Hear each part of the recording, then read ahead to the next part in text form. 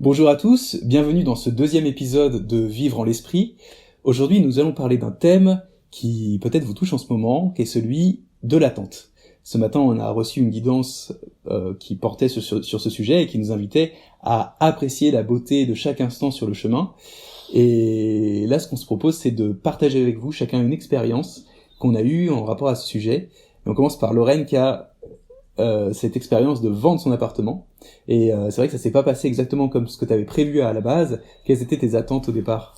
Moi, mon objectif, c'était vraiment de vendre cet appartement vite et efficacement. Et donc, finalement, ça a pris plus d'1 an, en fait. Ouais, plus d'1 an. Et la première phase de cette expérience, je me souviens que c'était beaucoup d'émotions qui remontaient. Comment ça a opéré en toi pour que tu t'ouvres maintenant je sais pas, à plus d'amour?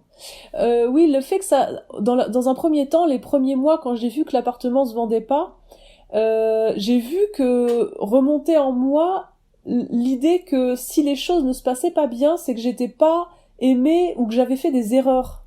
Et progressivement, le fait de me rendre compte de cette idée m'a permis vraiment tout simplement de m'en libérer et aujourd'hui de vraiment me sentir digne de l'amour de Dieu, quels que soient mes actes et quel que soit ce qui se passe dans ma vie, et de pas juger de ce qui se passe dans ma vie et de juste accepter chaque événement en sachant que je suis aimée et accompagnée. Ouais.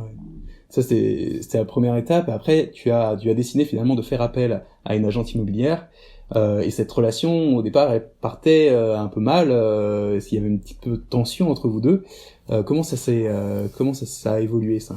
Du coup, ça a été toute une rencontre et une réconciliation, effectivement, de partir d'un point d'une rencontre plutôt tendue et conflictuelle, à progressivement de plus en plus de considération, de respect, et c'était vraiment beau que les difficultés qu'on a traversées ensemble à pas pouvoir vendre cet appartement nous ont vraiment rapprochés dans une comment on dit quand on est sentiment de fraternité. Ouais, et puis de complicité en fait. Ouais, et il y a vraiment cette complicité qui a pu naître du fait de ces événements.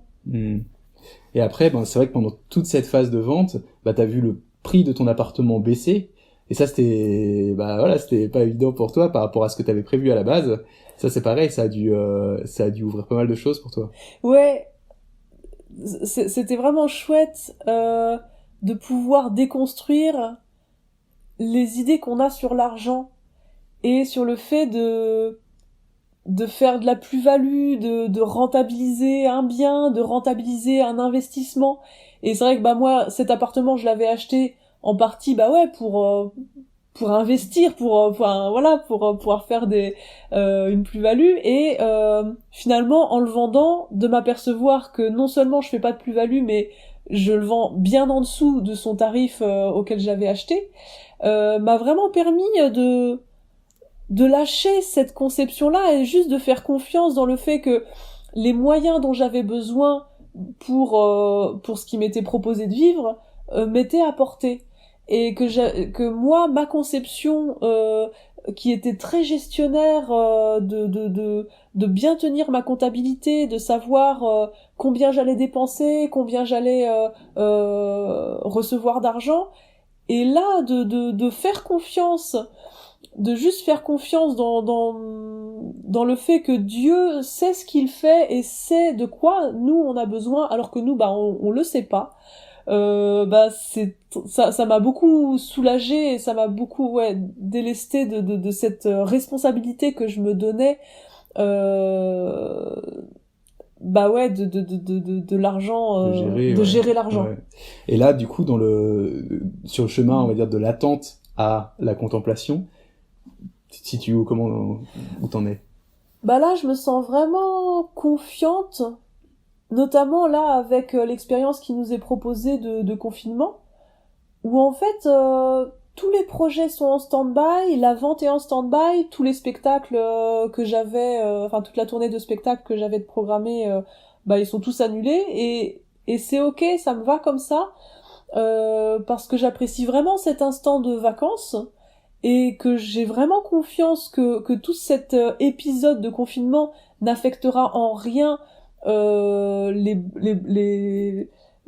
la suite de nos expériences de projets, notamment là d'acheter cette maison à Nemours dans lequel on a tout notre projet de suite de projet de vie, d'avoir vraiment confiance, de lâcher ma responsabilité vis-à-vis de ça, et j'y trouve beaucoup de légèreté, beaucoup d'apaisement. Il se passera ce qui se passera. Il se passera ce qui se passera, et vraiment la conscience que je suis accompagnée avec beaucoup de soins. J'en ai vraiment eu tellement de preuves pendant toute cette année, que du coup, je me sens vraiment joyeuse d'imaginer toute l'aide dont on est entouré et qui nous accompagne pas à pas au-delà de nos préjugés, et pour vraiment nous permettre de nous apercevoir de chacune des projections qu'on a. Donc voilà pour moi, pour mon expérience. Et puis du coup, toi Adrien, c'était plutôt lié à toi, ton expérience c'était vraiment sur la fabrication d'une identité professionnelle. Donc là, tu sortais d'une formation que tu avais effectuée pour améliorer tes compétences, pour pouvoir obtenir un poste mieux valorisé, plus rémunérateur. Et finalement, on a eu ce projet de créer ce lieu à Nemours dans lequel on allait complètement investir nos activités, de pouvoir proposer des échanges autour de la spiritualité, de l'art, du social. Donc du coup, comment s'est passé ce changement finalement de paradigme, de plan, entre avoir viser un travail rémunérateur et là construire un projet de vie qui t'était cher? Ouais, le premier moment c'était c'est vrai que j'avais ce projet de vie en tête, mais même pour financer tout ça, j'avais conscience qu'il me fallait de l'argent. Et c'est vrai que quand j'ai pas repris un boulot juste après ma formation, et que je me suis investi dans des collectifs qui développaient quelque chose qui allait dans le sens de ce que nous on allait développer plus tard, mais que je voyais que je n'avais plus d'argent propre et qu'il fallait que maintenant je dépende de toi en fait pour la vie quotidienne. Là j'avais un problème. Là ça fait monter pas mal de peur en moi, et j'ai bien vu que il y avait une invitation pour moi à reconnaître que je suis chéri par la vie, que je suis porté par la vie, et que je peux me détendre là-dedans. Et donc voilà, ça a été toute cette phase-là, et d'acceptation progressive du don qui m'était fait de toi en fait, hein, donc merci de cet accompagnement, à la fois dans le soutien moral, de dire que t'as envie de faire ça avec moi et que t'as envie de continuer le projet, mais aussi dans le soutien financier, de dire en fait t'inquiète pas, je m'occupe de tout, et que tu me permettais de vivre les expériences qui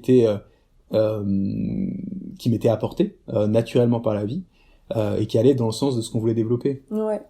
Et du coup, une deuxième phase une deuxième phase, ça a été de m'accompagner en fait sur la tournée du spectacle en tant que régisseur, et de t'apercevoir que t'étais pas valorisé pour tes compétences. Donc Qu'est-ce que ça a provoqué, qu'est-ce que ça t'a permis de libérer? C'est ça, je tenais encore à ça, je tenais encore à cette valorisation, et en fait c'est vrai que cette expérience d'être ton régisseur, d'être aussi un peu dans l'ombre, c'est un peu le principe du régisseur, et d'avoir un métier ce rôle de régisseur qui me demandait pas énormément de compétences, ça m'a vraiment permis de passer du besoin d'être valorisé pour ce que je fais à la reconnaissance que j'ai de la valeur à cause de ce que je suis. J'ai de la valeur par le fait même que j'existe. Et du coup, que je n'ai pas à placer mon sentiment de valeur personnelle sur quelque chose d'aussi changeant que les conditions extérieures. Est-ce que je suis valorisé, donc là ça a été aussi tout un chemin où j'ai senti que ça s'ouvrait de plus en plus, et puis c'est la détente qui commençait à vraiment s'installer dans cette expérience de j'accueille les expériences qui me sont données. Et du coup, t'as poussé le cran encore plus loin, puisque du coup, après la tournée de spectacle où t'avais quand même un rôle, où t'avais le rôle de régisseur, on s'est retrouvés à la maison avec un temps, en plus avec le confinement qui a commencé, où là toute la tournée de spectacle s'est annulée, où là on s'est retrouvés à savoir qu'on était en vacances pendant un bon moment et donc on n'avait plus rien à faire. Donc ça aussi, ça a été encore une étape pour toi. Ouais. Et c'était marrant parce que la forme que ça a pris, c'était une envie soudaine de jouer à la console, de jouer aux jeux vidéo. Et bon, je l'ai accepté. J'ai accepté de jouer à ces jeux et c'était amusant parce qu'il y avait quelques mois, un ami me rassurait quand je lui disais que je gagne pas d'argent et tout ça. J'avais un peu peur de ça et il me rassurait en me disant mais oui, mais t'es en train de développer des choses. C'est pas comme si tu passais la journée devant la télé à jouer à la console. Et là, je me retrouvais à faire exactement ça. Et curieusement, en fait, c'est vrai que j'avais été préparé avec tout ce qu'on avait vécu. J'avais été préparé à simplement me réjouir de simplement apprécier un moment sans qu'il y ait de but productif derrière. Ouais, et puis au bout d'à peu près 2 semaines d'expérience comme ça, de jouer à la console toute la journée, il y a un moment où ça y est, j'étais satisfait, j'étais repu, on va dire, de mon besoin de jouer. Et là, d'autres projets ont commencé à émerger, comme le projet de reprendre à cœurouvert.fr et de partager ses guidances. Et ouais, ça a été super de s'accorder ça, et donc de reconnaître vraiment par cette expérience, que je n'ai besoin de rien faire. Il n'y a pas de demande, personne n'attend rien de moi. Je peux me détendre. Oui, puis finalement, là, ce qui est chouette aussi, c'est que là, t'as reçu récemment une proposition de travail qui serait compatible en termes de temps et d'investissement avec nos autres projets. Et ce que je trouve beau aussi, c'est de voir que tu es aujourd'hui à même d'accepter, mais avec confiance et liberté. Si ça se fait, c'est bien. Si c'est juste, c'est bien. Si c'est pas juste, tu te sens complètement libre de pas le faire, même si c'est un projet qui est effectivement valorisant selon tes critères précédents, tes anciens critères. C'est plus ça que tu prends en compte pour faire tes choix. Non, exactement. Ouais, je me sens beaucoup plus libre par rapport à ça. Et du coup aussi beaucoup plus sensible aux envies que j'ai à côté de ce qui avant était vraiment en lumière, parce que ça me permettait d'obtenir la valorisation et tout ça. Et d'atteindre le but, le plus rapidement possible. Et que là maintenant je suis ouvert vraiment à toutes sortes d'expériences, qui fait que si jamais ce projet-là n'aboutit pas, finalement, si jamais je n'ai pas ce contrat, ça me va aussi, parce que je suis ouvert à ce que la vie peut m'apporter comme autre type d'expérience. Voilà nos 2 partages sur ce sujet. Et donc si vous lisez vous pouvez aller lire la guidance, qui propose une très belle image pour se représenter de quelle manière on est accompagné dans ce chemin de vie et dans toutes les étapes qu'on est amené à vivre. Donc voilà, je vous souhaite une bonne lecture et à bientôt. À bientôt.